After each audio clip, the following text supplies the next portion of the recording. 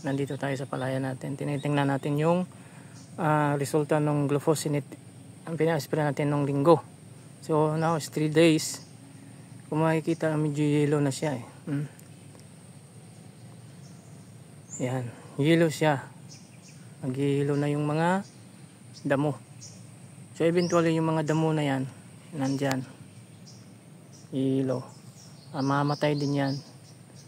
Tapos sprayan natin ng bioenzyme pangalawang beses, 2 takip sa isang 16 liter na tubig, at mag-broadcast na tayo ng binhi natin, pinatubo. So okay naman siya. Ito po ay isang experiment lang, no? Yan, mayroon pang hindi tinamaan siguro to o at hindi yan nagilo. Ito hindi naghilo.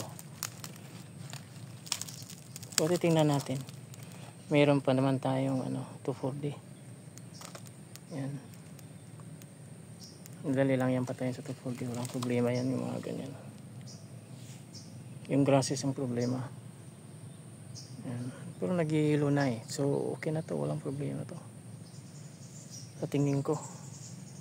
Touch up na lang ng Roundup. Ngayon nagta-touch up ko ng Roundup. Yan, yung mga gilid, yung mga kita kung hindi inabot ng mist ng sprayer, yan, kagaya si grill, may green pa dyan. Ayan, ibiray natin ng Roundup yan.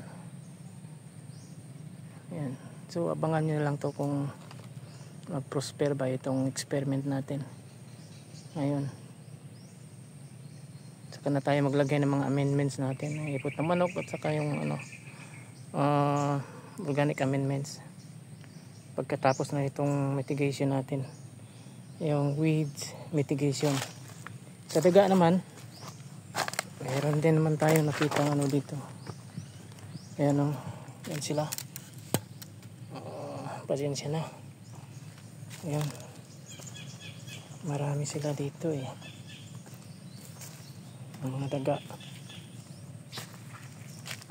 Ayan, ayan so pasensya na.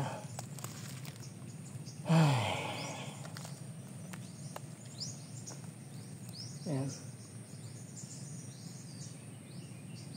ito naghihilo na. Ayan medyo matigas-tigas na. So ayan, hindi kasi pang commercial tong yung system ko, pangkain lang talaga to, kaya pwede akong mag-experiment kung ano man ang gusto kong gawin. Ito, rat suppression and weed suppression. Muna, patubuin mo na yung mga buto. Yan, mga tumutubo na yan, mga tumutubo na. Saka ngayon bibirahin. Yan, so mag-spray din tayo ng buto nito bago tayo mag broadcast ng ating binhi. So titingnan natin ito. Wala pong problema kung medyo mahuli, wala pong problema yan sa akin. Basta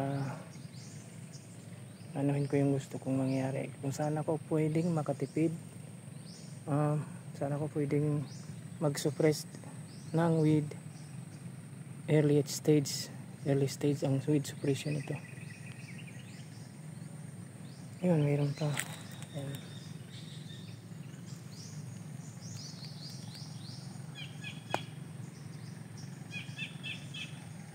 Daga. Kasi nung nakaraan kwento ko lang sa inyo, yung nakaraang ito sila dumali ng ko, 2-3 beses ako nag broadcast ng binhi. Yan, so ito maging fertilizer na rin to, maging fertilizer na lang. At pasensya na po.